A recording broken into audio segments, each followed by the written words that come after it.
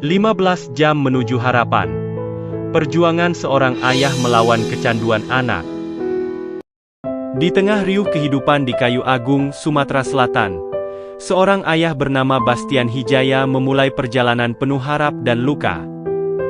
Ia menempuh 15 jam perjalanan tanpa henti menuju Bandung, bukan untuk liburan, bukan untuk bekerja, melainkan untuk menyelamatkan anak lelakinya dari jurang kehancuran bernama narkoba.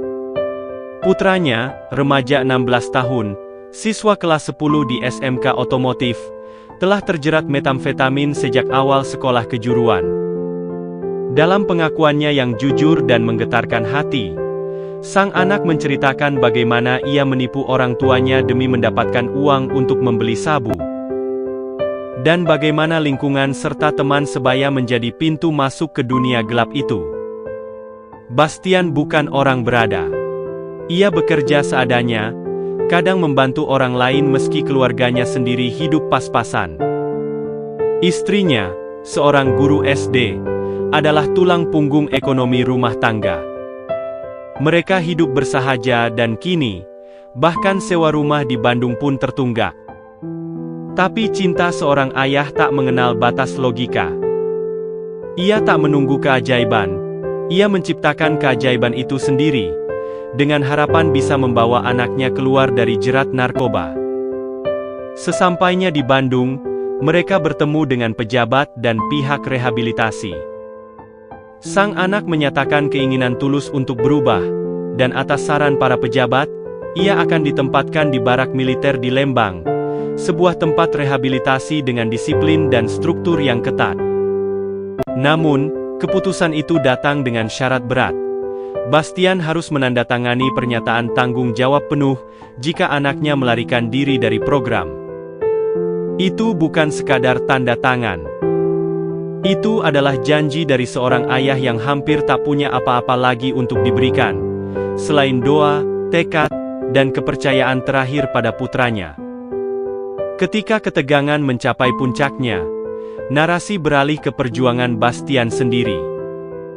Ia mengakui beratnya hidup, tekanan finansial, dan rasa bersalah karena merasa tak mampu sepenuhnya menjaga anaknya dari jeratan dunia gelap.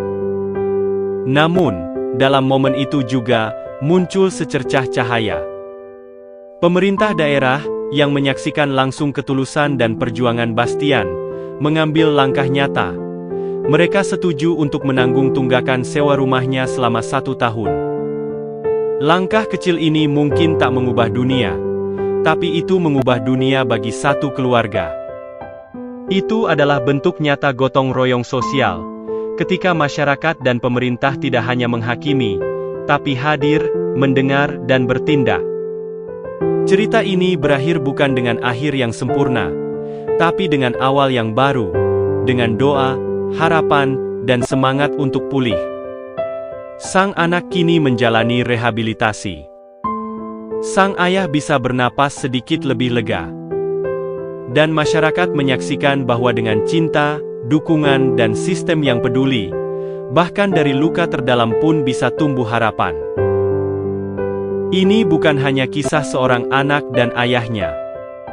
Ini adalah potret tentang perjuangan di balik angka kecanduan, tentang ketahanan di tengah tekanan ekonomi, dan tentang bagaimana sentuhan manusiawi, sebuah tangan yang terulur di saat genting, dapat menyelamatkan nyawa dan masa depan.